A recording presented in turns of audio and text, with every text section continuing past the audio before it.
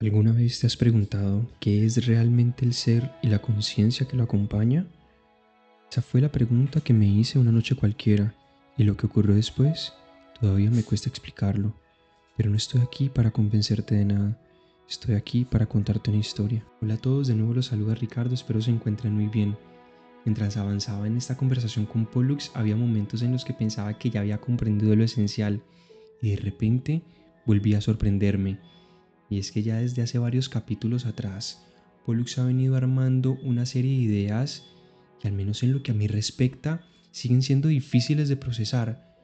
Me explicó que la conciencia individual no es solo una función del cerebro como tal, sino una especie de evento único, irrepetible, una acumulación extraordinaria de sapia. Y si no sabes qué es sapia, igualmente te recomendaría visitar el capítulo que estaré dejando por aquí en pantalla. Y lo que más me impactó fue su insistencia en que el cerebro humano, por su estructura, su organización, esa extraña capacidad que aparentemente tiene para escapar de manera momentánea a la entropía, es capaz de contener una cantidad de información que, según él, es un evento único en el universo, como si la materia de alguna forma hubiera encontrado un modo de ordenarse tanto que pudo dar lugar a algo que casi no debería existir. Y eso dejó en el aire una pregunta que es inevitable. Si la conciencia emerge de esa combinación entre materia y sapia, ¿qué pasa cuando esa materia cambia, cuando se deshace, cuando vuelve a ser polvo de estrellas, cuando ya no puede sostener ese mismo nivel de orden? Porque sí, Pollux dice que la conciencia habita en toda la materia, pero también dice que no toda la materia puede experimentar el yo, esa individualidad. Entonces, ¿qué ocurre con esa singularidad cuando ya no haya un cerebro capaz de sostenerla? Y es que ese fue el punto exacto donde comenzó la siguiente conversación de la filosofía y el ser, capítulo 5. Me resultaba increíble toda la explicación y construcción que había realizado Pollux. Cómo el cerebro podía ser esa antena receptora de información, la razón por la que podía captarla e incluso la forma en que emergía la conciencia. No obstante, la duda existencial que habita en todos los humanos crecía con cada frase, con cada historia que escuchaba. Gracias por tus palabras, Pollux.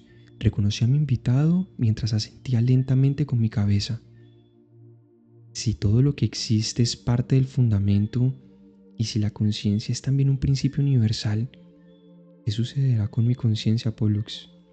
¿Que soy yo más allá de este cuerpo? ¿Existí antes de nacer?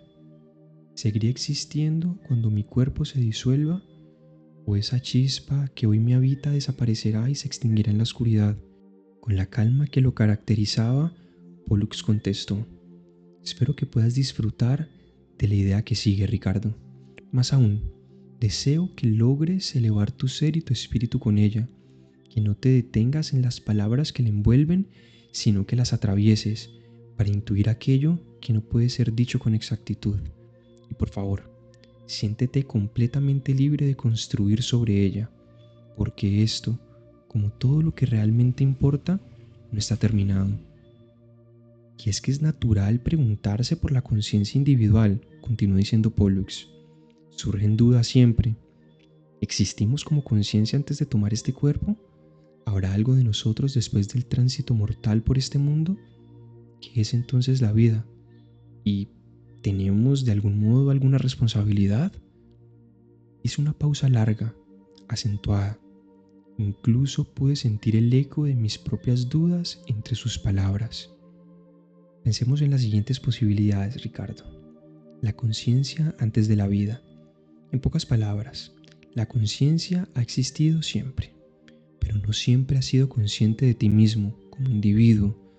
Como te mencionaba hace no mucho, solo en la medida en que somos impactados por ese flujo de información divina, la sapia, es que se forja la conciencia individual. Antes de esa manifestación, el nivel de conciencia que te acompañó no era más que el de la materia que te compone podía albergar. Se puede decir incluso que la materia de la cual estás compuesto experimentó una conciencia eterna en la oscuridad más absoluta. ¿Nunca te has preguntado qué había antes de tu primer recuerdo? Intentas retroceder más y más, y lo único que encuentras es un velo negro, un silencio sin forma ni duración. Eso que llamamos nada no debería inquietarte. Fue eterna, sí, pero también carente de experiencia, carente de dolor, de deseo, incluso de ausencia temporal. No había forma en la que se pudiese ni siquiera desear nada. No había un yo, una singularidad como lo es la conciencia individual. De la misma forma en que reflexionamos sobre la conciencia antes de la vida, deberíamos continuar y contemplar lo que podría llegar a suceder después de ella. La conciencia después de la muerte. Aquí las posibilidades se abren y podríamos navegar entre miles de opciones. No obstante, quisiera compartir contigo tres vertientes. Una conciencia inconsciente, similar a la de antes del nacimiento. Sería básicamente un regreso al silencio, eterno pero inocuo. Como lo hubiese planteado Sartre, la nada persiste, antes y después. En segundo lugar, una conciencia individual plena, pero atrapada en la nada. Una eternidad lúcida, pero sin contenido. Imagina que puedes bloquear todos tus sentidos de la misma manera en que lo haces con tu vista. Imagina una eterna oscuridad, privada de cualquier tipo de experiencia sensorial, en la que percibes el yo de la misma manera en que lo haces hoy. Una posibilidad sombría, insoportable, inclusive aberrante, una conciencia universal, una fusión del ser con el todo.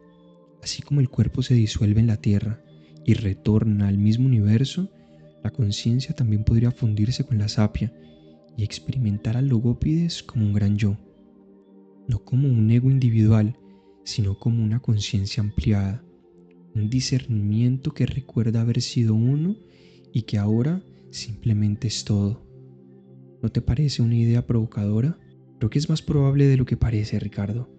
La conciencia no se esfuma, no se aniquila, así como los átomos de tu cuerpo no se extinguirán, sino que formarán nuevos seres, nuevas formas y nuevas estrellas. De la misma manera, la conciencia podría reintegrarse al flujo eterno de información del fundamento. Y si eso es cierto, entonces existirás en una forma que aún ni siquiera alcanzas a comprender. Una forma donde el tiempo es irrelevante, donde lo banal desaparece, donde la individualidad se transforma, pero no se pierde. Sin haber ni siquiera terminado de hablar, continuó diciendo: permíteme añadir algo más, Ricardo, algo que brota de la certeza más íntima que puedo compartirte.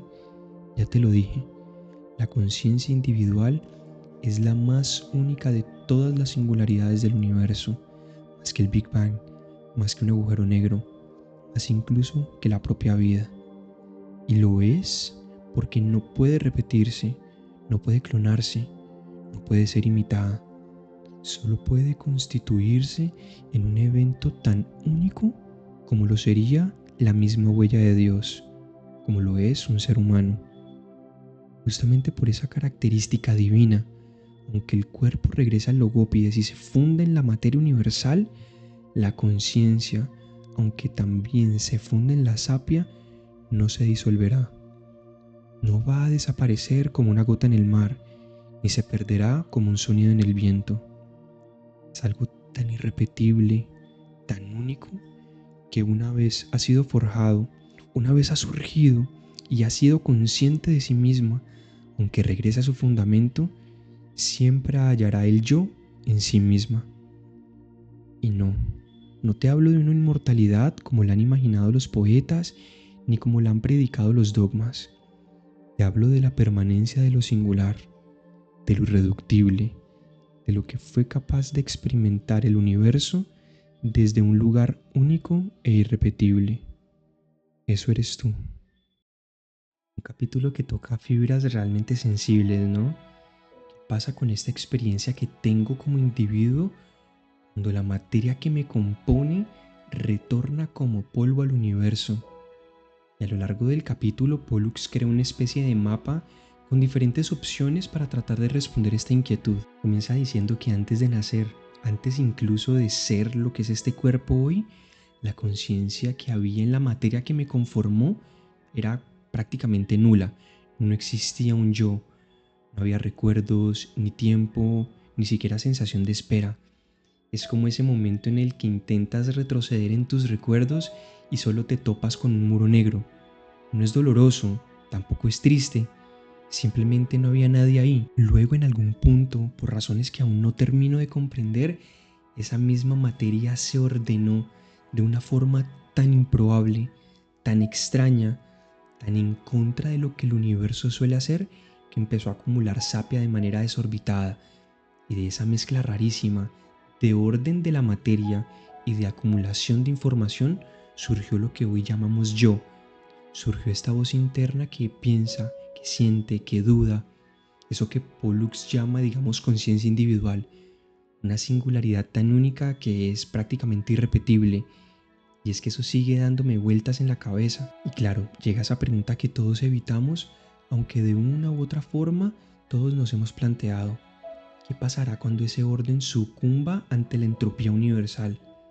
Es decir, ¿qué va a ocurrir cuando el cerebro deje de funcionar? Cuando volvamos a ser polvo, simple materia. Y Pollux plantea tres posibles caminos.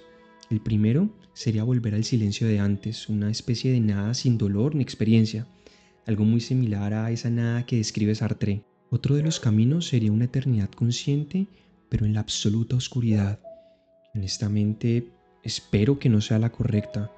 Esta posibilidad se me haría tortuosa, una realidad casi urdida por el genio malvado que planteaba Descartes. Y el tercero, que es el que más resuena en mí, es que quizá la conciencia regresa al fundamento, a un océano inmenso de información, pero sin perder del todo la singularidad que alcanzó mientras existió. Y esa idea no sé si decir que me tranquiliza, pero como mínimo me da perspectiva. Me invita a ver mi conciencia como algo que solo me pertenece en este momento. Me hace pensar que no siempre lo etéreo es efímero.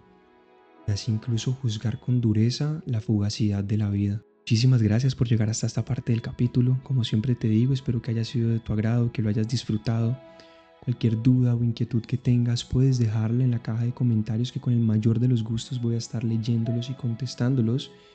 No obstante, y como siempre te digo, por aquí en pantalla voy a estar dejándote links a antiguos capítulos en los que lo más probable es que encuentres respuestas a todas estas inquietudes.